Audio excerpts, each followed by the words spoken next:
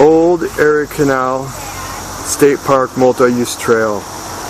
This is the park, this is the Erie Canal over here, and at one time it was one of the main routes, if not the main route, for travel for people and goods throughout New York State, from Albany to Buffalo, roughly 360 some miles, and then really to New York City if you count the trip up and down the Hudson River. I think they may have had to have done something to the Hudson River as the boats became bigger, and certainly later on in time there was the barge canal, which in essence replaced the Erie Canal, although I'm not certain of the geography of the whole thing.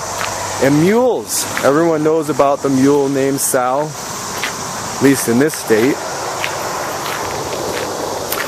And so let's see if we can get a better view over here of the canal itself.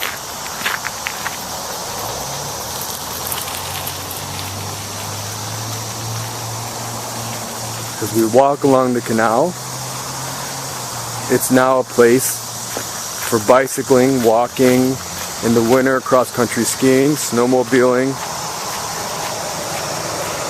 And the mules would pull the boats along the canal. And it was actually almost entirely, from what I understand, a New York State project. DeWitt Clinton, Governor DeWitt Clinton. He was accused of, well, it was like a folly. They said it was Clinton's ditch.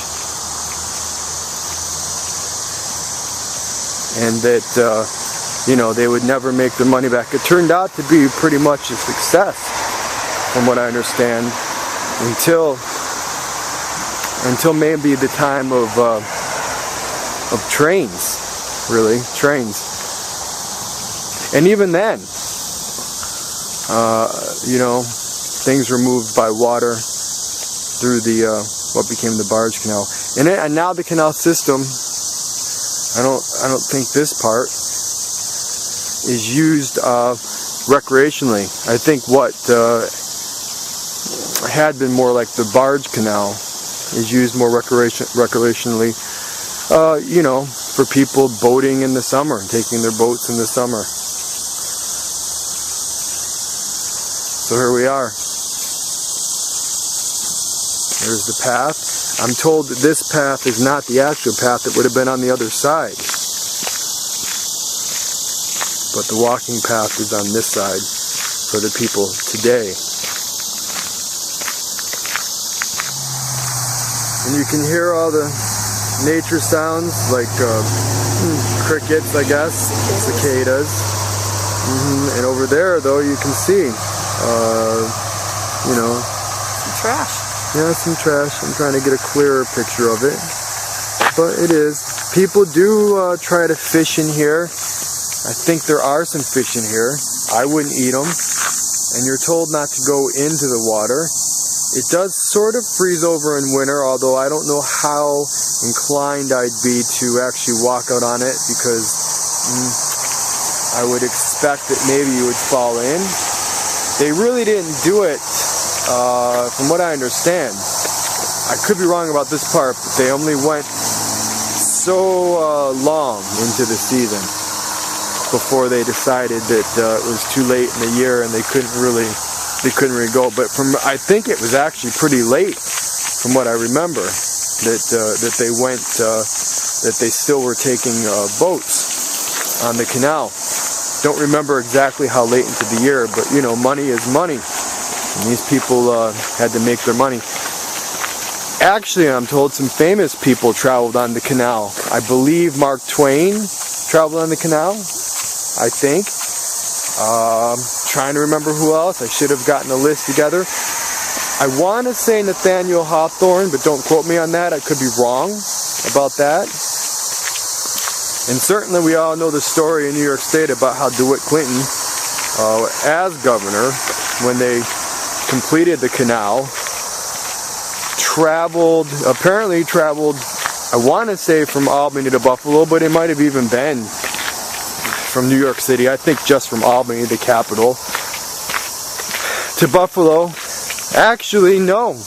It would have to have been all the way from New York City somehow, because the story goes that he took water from one end, I believe from the ocean end, and dumped it into the other end, I believe the Lake Erie end. I'm pretty sure. I could have that mixed up. It could be the other way around, but I'm pretty sure that's how it went. Taking the salt water from the Atlantic Ocean, and then here's a nice clear opening for us to look at, and then putting it in the other end in the Erie, in Lake Erie. You can imagine. I don't remember the amount of time the journey took. I do remember Mark Twain writing, years later, of how amazing things were now that you could take a train. You can imagine that, even just a train that the type that traveled in the 19th century was incredibly faster than the modes of travel, which were like, he did go out west, I think, on a sort of like a stagecoach or whatever, but on canals and on boats. And I think, if I'm remembering correctly, it was a matter of a couple of weeks. I want to say a couple of weeks, maybe less, to get from one end of the canal to the other. And it was all about, of course, commerce. The area that we're in now, in fact, was a great salt-producing area. I assume that might have had something to do with the need to traverse this direction, north and then east and west, north from New York City, then east and west straight across. But, whatever the goods, being brought by canal, and the people who were, again, traveling, what was out west, really. This was out west, which is kind of an odd notion now that this would be considered out west, where we are now. We're about in the center of, just about in the center of New York State, and this was out west. This was like,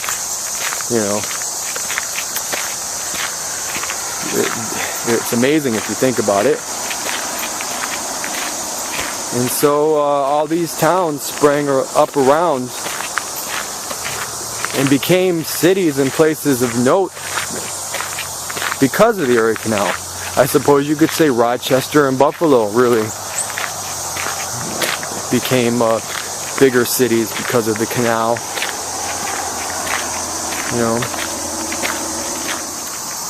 And here is a place in the Erie Canal Park for tired people who are getting older like myself to sit and take a rest, because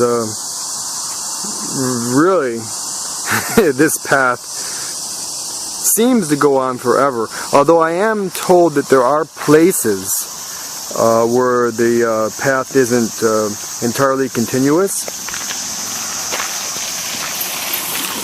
So if you were a biker or what have you, you'd have to get off the path and then get back on. Okay. Yeah, as you can see, the canal is in a bit of disrepair. There really should be some dredging of this canal. As you can see, we have some fallen trees. Sometimes you'll find some garbage in here. It needs a lot of work. I think some of our throughway dollars need to be put to use to improve the canal. Actually, I used to be more of an expert on the canal. Of course, any fourth grader in New York State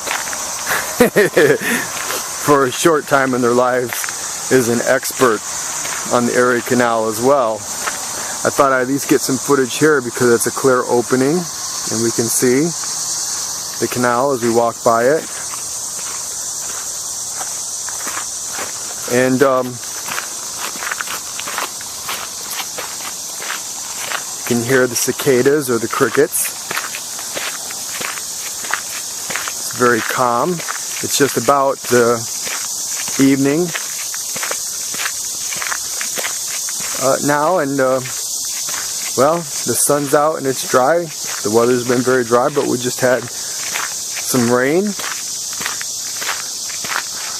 Some very much needed rain, actually.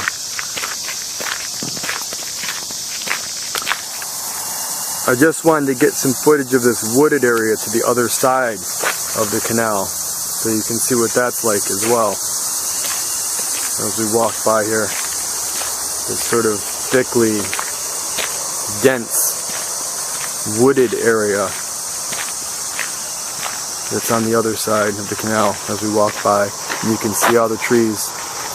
Well, maybe you can't see the forest for the trees, but they're there. And this is the opposite side of the canal. Well, here we are at a place that seems wider, but I don't know if it's technically, I don't think it is one of the wide waters. There are places that are along here, I don't know if we'll get to see one, that I think were called wide waters. And I think the idea was that the boats could turn around if they had to. You know, they could turn around and go back the other way. I think that was the idea. But I can't remember how far up the next one of those is, if we'll be able to see one or not. This canal was absolutely an engineering marvel of its time. I know in Europe they had been building canals.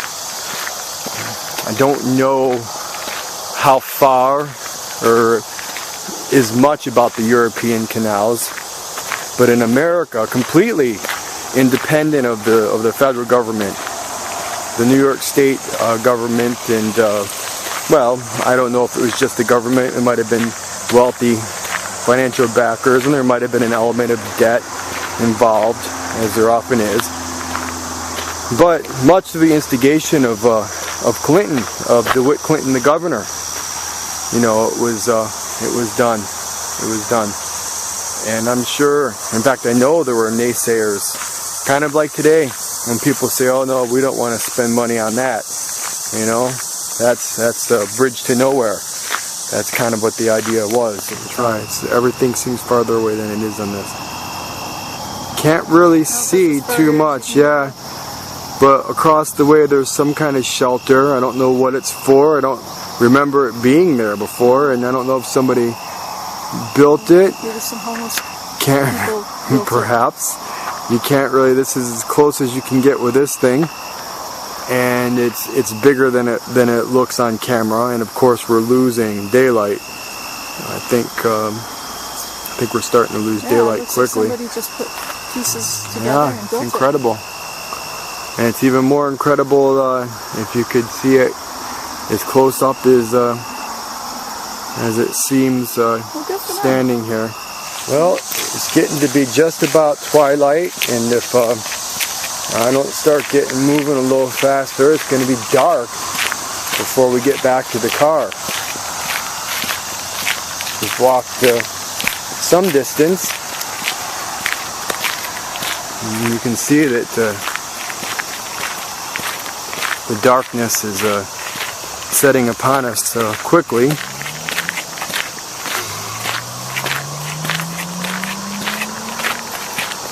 I've seen old pictures actually in winter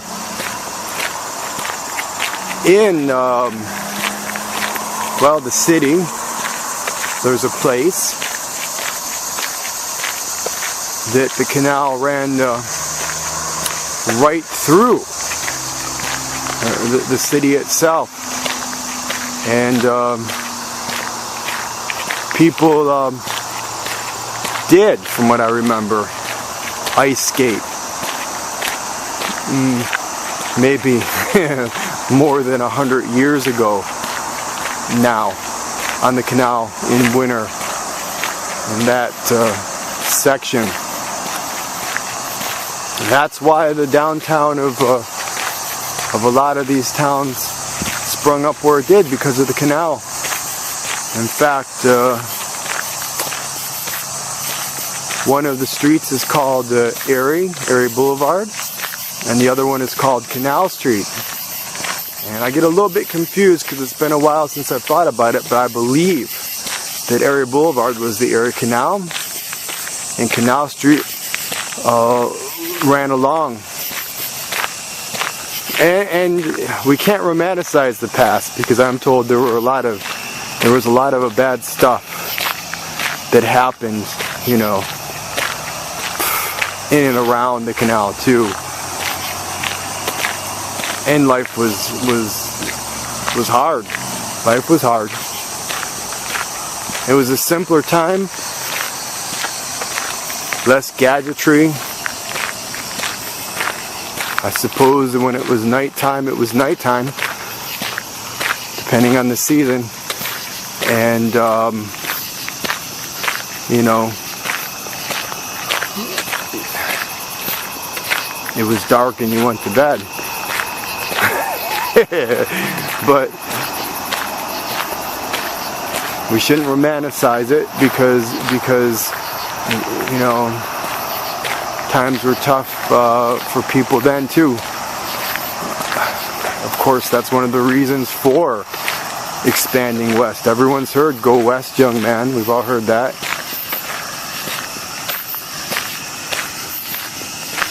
It's so odd to think, because really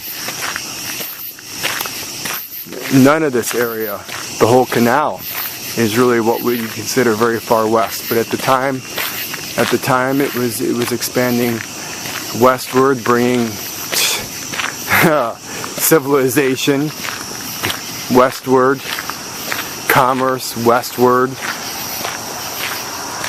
I mean, these places did exist before the canal, but I couldn't even recount the names of all the towns that have sprung up right along the canal. I suppose the biggest ones are Buffalo and Rochester and Syracuse, Utica, if you want to say. Of course, Utica might not be in the exact path. It might have gone more through Rome, the Utica area. I think it went through Rome, New York, more than Utica.